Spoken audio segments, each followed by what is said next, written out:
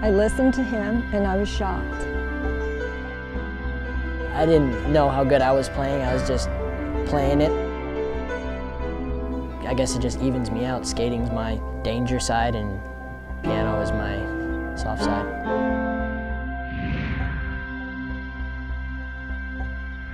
My mom got a free piano probably about a year ago, and I don't know what made me want to play it. I guess because it was just there. I'd come home, walk in the front door, and it's right there to my left, so I just thought it'd be cool to play some notes and whatever, and so I ended up writing a couple of songs, not writing them down on paper, they're just somewhere inside my head. One night at the dinner table, I told my mom, I really want to play piano.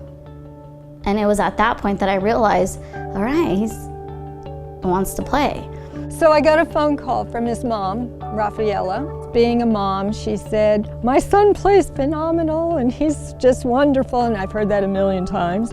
Okay, how long has he been taking lessons? And I said, oh, he's never had a lesson before. And right away she says, I really am not taking new students, before she said that. And she was pushing and she said, well, you should really hear him. And I said, okay, I'll listen. Puts the phone to the piano, I play this one piece that was kind of corny, but I played it. And I think it was within a matter of 15 seconds, Olympia was like, I want to meet him. I listened to him and I was shocked. And I said, yes, this is good, this is interesting, this is very good. I said, okay, we're excited. And then she says, what's up with that piano? It's horrible. And I said, oh, I know, I'm gonna get it tuned. I know it sounds bad, She goes, oh no, you need to throw that away. You need a new piano. And so we went over to her friend's piano store and we picked out a piano and haven't even met the lady and we're already getting a new piano and like following all her instructions. The next day they delivered the piano and he played it for 6 hours straight till his hands cramped. He was so excited when the piano was getting delivered, just waiting for it to come because we were given a time frame. With Alex though, it was easy, very easy, because the pieces that he gets, he learns them like that. And also he's very open. And that could be the skateboarder part of him. So when I'm sitting at the piano, I'll be playing a piece that Olympia taught me, or I'll be playing something and then I'll accidentally hit a note and I'll be like, oh. Hit another note, I'm like, oh. And then boom, and then right there I'll write like a whole song and it just comes. I'll just play it, this sounds cool, okay. It all just came.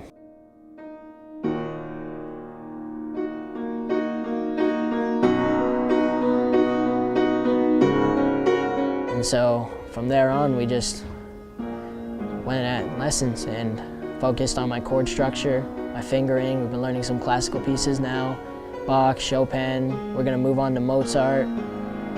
Just finished some Beethoven, and so, yeah.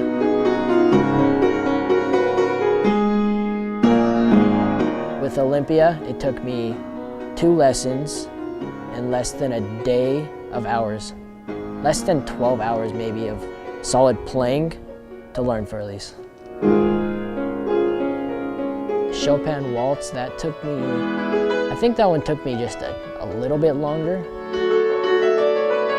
Not too much, probably same 12 hours, if you just took all my hours that I played with it.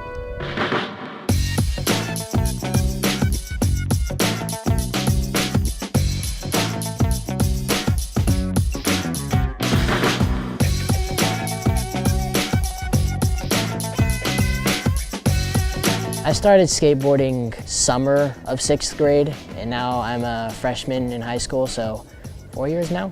Kind of like 2 different sides. One side is like music, classical, scoring, and then there's this wild other side that's, jumping off of cliffs and running down ramps. I mean, it's scary.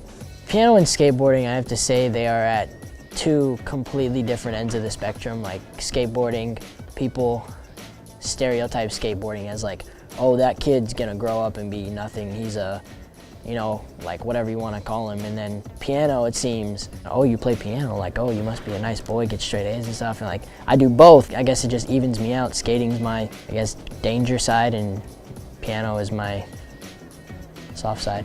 He happens to be a great skateboarder, so I remember telling him, I said, supposing if you fall, what are you gonna do? And he said to me, you don't fall. It's just more than teaching, because teaching, I mean, yes, you can read the notes on the page. It's that isn't the hard part. The hard part is getting through. The hard part is finding out who they are and bringing that out and making them so that they're not embarrassed, so that they can bring it out to me, and we can work then and get them to a point where they want to be.